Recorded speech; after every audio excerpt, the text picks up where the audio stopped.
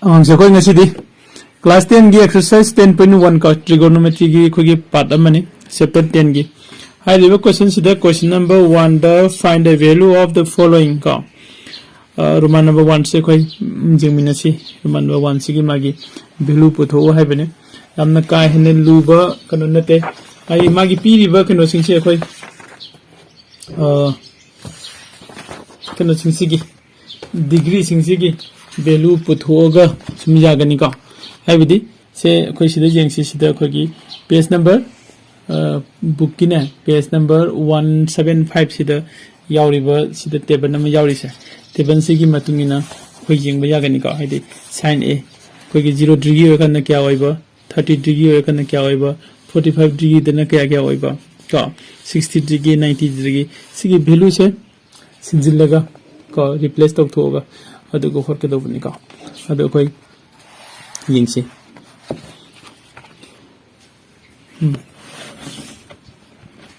because sida koi roman number 1 da p dise sin theta adu go cos 45 plus cos 30 adu go sin 45 ko adu dei solution da lake sa ko gi sigi table du gi matungina ko table du gi matungina sin 30 sin 30 hai badi koi 1 by 2 ga manare aduga cos 45 hai badi into 1 by root 2 ga manare ko adi matung da koi plus la si cos 30 degree hai gadi ko root 3 by 2 si ga manare aduga sin 45 degree hai gadi 1 by root 2 si ga manare eka si oregadi khone hojik magi value se kya taba jengasi equal to ko 1 into 1 puri galo 1 tare ko to 2 into root 2 di 2 root 2 ko plus sorry same 2 into root 2 2 root 2 aduga root 3 into 1 root 3 sin tarani ko ado itadi koi equal to the oitokpa jai se ani si LCM loksilasi LCM lo ruti 2 root 2 leire aduga 1 gi sida adi 1 plus mathak ta kyano root 3 ko sina khoi gi roman number 1 gi answer se sida oirani ko ado next ta khoi roman number 2 mu jengsi roman number 2 dana khoi sida pi rise kari question se magi question se jengmina se ko roman number 2 sida holake roman number 2 the high p is twice 10 ko 30 degree ko adugo divided by 1 minus 10 square 30 degree siniko sisida koi solution da laksi solution da ngasai gi to minus same sab manana 1030 gi magi value se kya ta ge kan da 2 into 1030 gi se 1 by root 3 ta ba ko adudi divided by 1 minus 1030 to ngasai gi cha manare 1 by root 3 ne tra 1030 square hai bani na 1 by root 3 square sin ta ko adudi equal to laksi equal to the khoi jeng kan da method ki di 2 ga into 1 ga di 2 into 1 di 2 tare aduga divided by kya root 3 ka si lai makha di makha gi mu jeng si sigi 1 am lai jare ko sigi 1 am lai jare aduga minus 1 gi square di 1 lai re root 3 gi square di 3 tare ai ko 1 gi square di 1 root 3 gi square di 3 ko ado hari basi khoi muk equal to say method ki 2 by root 3 similarly divided by ani sigi LCM tawsil lagadi kya tagi yengsi makha da khoi 3 lairani method ta di 3 minus 1 tabra tai ko adi 1 3 da divide to 3 thunge 3 into 1 di 3 lejare 3 na 3 da divide to the 1 laire adu 1 into 1 di 1 tare ko haibidi sida lai se equal to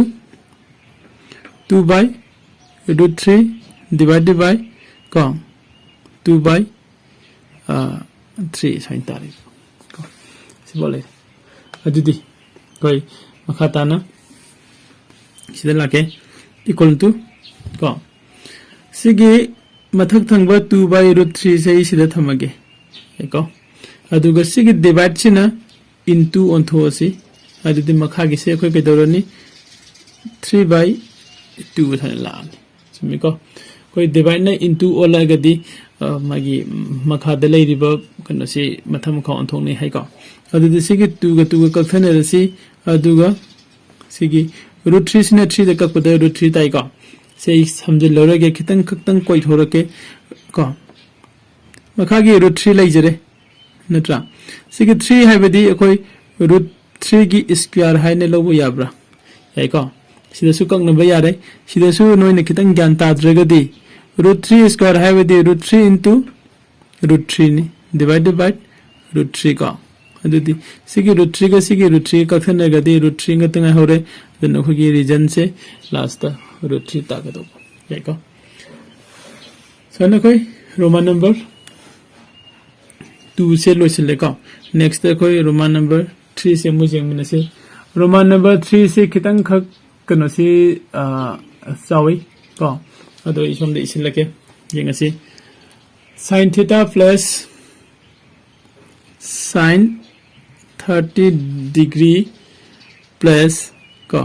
अदुगो 10 क्या no 45 को अदुगो minus cosec 60 degree yako makhada mu laksi makhada la akanda sec 30 plus cos 60 ko plus cot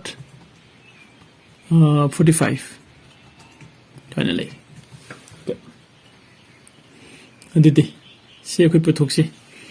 अदु तो कोई solution दे लाओ ला अगर कोई sin 30 की value दी sin 30 की वैल्यू दी कोई ngasai की टेबल दु की मतुंग इना sin 30 की वैल्यू से 1/2 से में लाई जरे तो प्लस 1045 की दी 1 लाई रे माइनस cosec 60 की दी cosec 60 की से 2/√3 को हाई वे वैल्यू सिंग से कोई की लाई दी टेबल दु दे ngasai ना अहन बा होरप द शो तो की trigonometry की मागी ratio सिंग द आदि 0 डिग्री द सी ओगेनी 30 डिग्री द सी ओगेनी हाइबे सिंग दुनी को अदुगी वैल्यू सिंग द सिंजिलपन काय को अदु सिदाई डिवाइडेड बाय को अदुगा sec 30 डिग्री सिना sec 30 डिग्री सिना 2/√3 plus 1/2 को plus 1 यही को यदि सही sec किसे 2/√3 और cos 60 डिग्री की ना 1/2 और अदुगा cot 45 की ना 1 और ओके सिगी वैल्यू से कोई फंगर मतुंग ददी नत्रा सी कोई सॉल्व तक थोसी हन बदा कोई मथक की सिगी कोई एलसीएम में हन लोग थोसी कोई सीधा लाइन सिंग आगे एलसीएम 2 ने 1 ने √3 ने सिगी एलसीएम दी 2√3 तारे को 2 ने √3 दा डिवाइड तौरदी √3 थुंब्रा हाइबदी 2√3 सिदा डिवाइडेड बाय 2 ने जेंथो दी 2 कखन ने गदी के क्या ले होरे √3 ले होई को दुना कोई सिदा √3 फंगे √3 दुगो 2 की मथक त लेबा न्यूमरेटर से का √3 के पुई ने गदी √3 तारे को 1 into √3 दी √3 तारे प्लस 1 की मखा द कोई 1 ले है ने लोई हादिबा 1 से ना 2√3 दा डिवाइड तौरगदी 2√3 से ऐसे क्वेश्चन होइनो कोई फंगे हादिबा क्वेश्चन से 1 गम पुई ने गदी 2√3 ताजरे को अदि मतुंग द √3 से ना 2√3 दा मुझे थोगदी हाइबदी मींस तो आई स्वाइद लाके 2√3 से दा डिवाइड √3 से जेला गदी √3 कंग गदी क्या ता होरनी 2 ता होई को माइना अदि हजे कोई सिदा root 3 sina 2 root 3 je jen thogadi 2 ta hore 2 duga si mathak ta laiba 2 siga puri naragadi multiply ta udi 2 2 ja 4 si fange ko mathak ki lore makha gi mu yeng si makha gi su same nga sai doina sigi 3 ne aduga 2 ne 1 ne ko hum sigi LCM 2 root 3 tare ko 3 na 2 root 3 ta je lagadi 2 thunge 2 into 2 di koi 4 leire ko plus 2 ne root 2 to jen thoga di root 3 fangani root 3 into 1 di root 3 tare ko plus 1 na sida 2 root 3 to jen thoga di 2 root 3 se quotient ne fangani harebe quotient duga mathaki numerator 1 siga puri naragadi multiply tawragadi 2 root 3 sain ta yari ko ma'am okay doita di next ta koi makha da laksi equal to mathak kisa ane loisi laksi jengsi sida root 3 ani ma leire sida root 3 ama leire haide root 3 sige coefficient je kya no sida 2 ne lower se duga root 3 gi sida na 1 leire ko root 3 ga 2 root 3 ga plus tawraga di kya tarane ko 3 root 3 am tare aduga kya minus 4 yai ko divide 2 root 3 siba ado is side sigi divide cha si into on thok pi lage si into on thok gadi 2 root 3 se mathak ta la ni etra 2 root 3 se mathak ta lai makha gi di 4 plus root 3 ga 2 root 3 ga plus ta tawra ga di kya tare 3 root 3 sain ta ko nidi koi sigi 2 root 3 siga 2 root 3 siga ani se kalthana gi bayana bra yare ko ani se kalthana ga di koi da lakade wiche 3 root 3 plus oh sorry minus 4 haiba malaire aduga 4 plus 3 root 3 haiba malaire smana koi roman number 3 gi phone sisu swana phangi ko mathang da koi roman number 5 amu jingsi roman number 5 tana kari haribu na koi punna jingna si ko roman number 5 say sida sallaroi ama koi PS ama hangdorake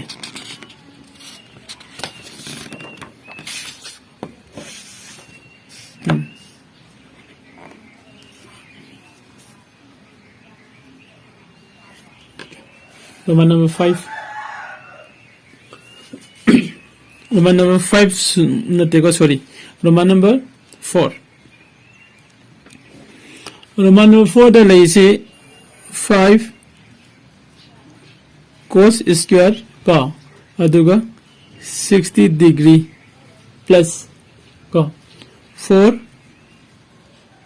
sec square 30 degree minus 10 square 45 degree aduga divide sin square 30 degree plus cos square 30 degree okay simane lay the high basic is the koi hujik nga sagis mamang da khoina tawgi duga sab manana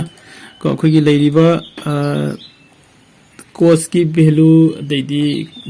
sec ki value se loina putting to sin ko first the constant 5 ma yaw rei 5 se thamasi 5 into cos 60 degree de kya ga manaba 1/2 ga manare ko adudi 1/2 whole square se odani ko plus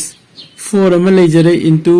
sec 30 degree de kya ga manaba sec 30 degree de koi 2/√3 ga manai haire adudi sigi whole square amaga thamase 2/√3 ka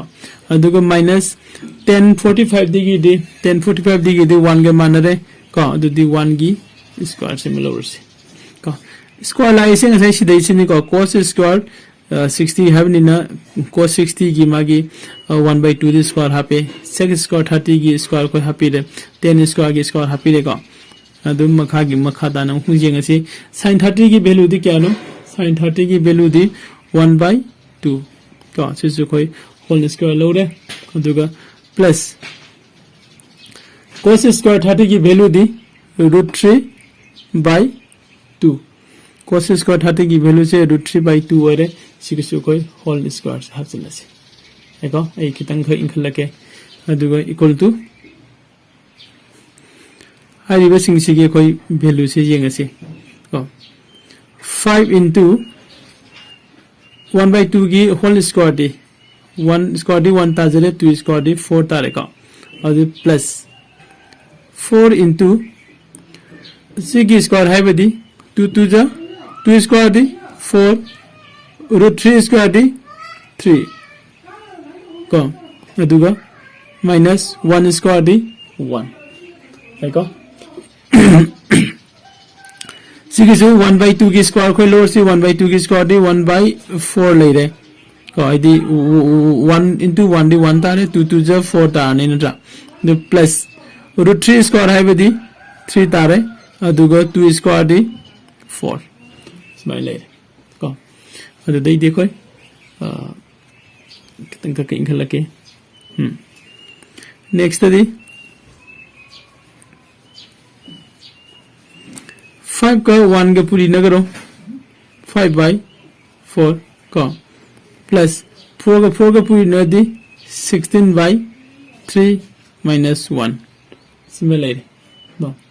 अदुगा मखादी अनिसिगी LCM Locsin Basu यारे अनिसिगी LCM लोक्सिलदी 4 की LCM लो दी 4 ले रे 4 the divide और दी 1 थुंगनी 1 into 1 दी 1 ताजरे plus 4 का 4 1 का 3 by 4 है लेगे तो आई विधि होरेन खोगी कनो से 4 4 16 हो मखासे कोई 1 ताबगी फिर उ फंगे न चा जेंगसी कितंगे इंखलके इक्वल टू मखासे दी 4 by 4 दे कोई 1 तारने जायका मखासे कोई 4 by 4 तारे मथक तदी मथक की कोई एलसीएम लोरसी 4 का 3 का 1 की एलसीएम लोर का अंदर क्या तारे 12 तारे ओके 12 4 न 12 ते डिवाइड हो दी 3 थुंगे 3 का 5 का पूरी ने दी 15 प्लस 3 न 12 ते डिवाइड तो 4 फंगनी 4 का 16 का पूरी ने दी क्या तारे कोई 4 का 16 का दी 64 ताबरा को ओके अभी मतुंग द माइनस 1 3 द 1 12 द जोन जे यन 12 into 1 दी 12 फंग ओके अरे को अदी बस लके दौरे मखा किसी दी कोई 4 का थन दी 1 तारे को 1 आइदी ले तो यारे नट्रा अदुगा मथक किसी दी सिदना मखादना 12 लेरनी अदुगा प्लस अनि मपुलो माइनस अनि मपुलसी को प्लस अनि से पुन्नो मतम द 9 को 79 ताब्रा तारे को 479 minus 12 को आई विधि इक्वल टू क्या तारे